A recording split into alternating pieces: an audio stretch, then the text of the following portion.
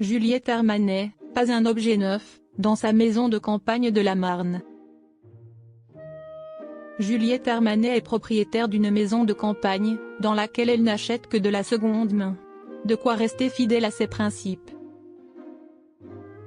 Juliette Armanet a 42 ans. Une étape symbolique pour l'artiste, qui mène de front musique, cinéma et vie de famille. Loin des projecteurs parisiens, elle s'est façonné un refuge discret dans la Marne, une maison de campagne patiemment rénovée, où vous ne trouverez pas un objet neuf.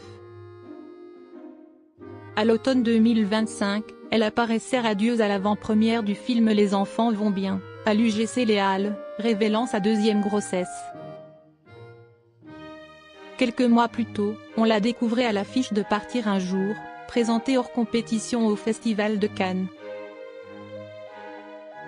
Mais entre deux tournages et les souvenirs encore brûlants de la tournée Brûler le feu, c'est dans la campagne marnaise que l'interprète du dernier jour du disco se ressource. La maison n'a rien d'ostentatoire.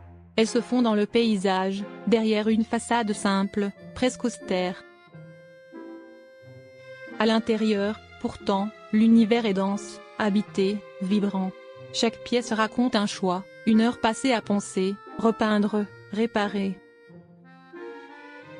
Chiner ou poncer un meuble me permet de rester ancré dans le réel, confiait-elle au magazine belge Ce Soir.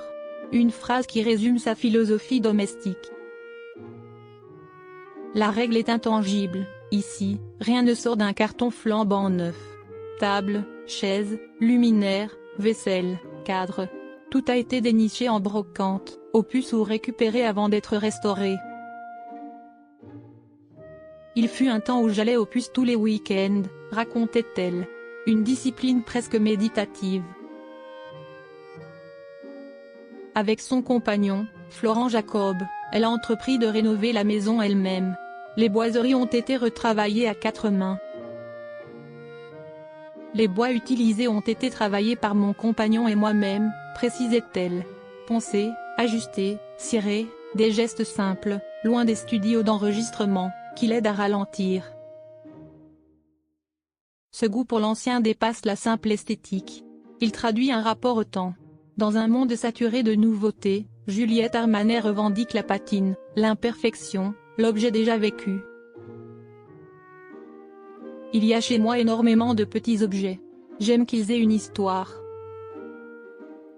Un coquillage trouvé en vacances, un miroir piqué par l'âge, une lampe 70 un peu kitsch, autant de fragments d'existence assemblés comme les pistes d'un album. La surprise vient du parti pris chromatique. Loin des intérieurs champêtres pastels, la chanteuse a opté pour un contraste radical, un vrai noir bien profond et du blanc à la chaux. Les murs blancs captent la lumière, agrandissent les volumes. Le parquet, lui aussi peint en blanc, diffuse une clarté presque graphique.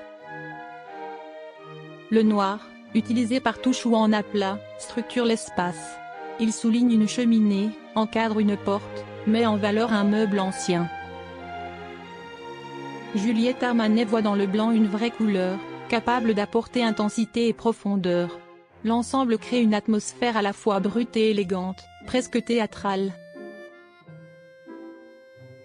Car le théâtre n'est jamais loin. L'artiste revendique son amour du kitsch, qu'elle décrit comme une forme de pudeur permettant l'autodérision.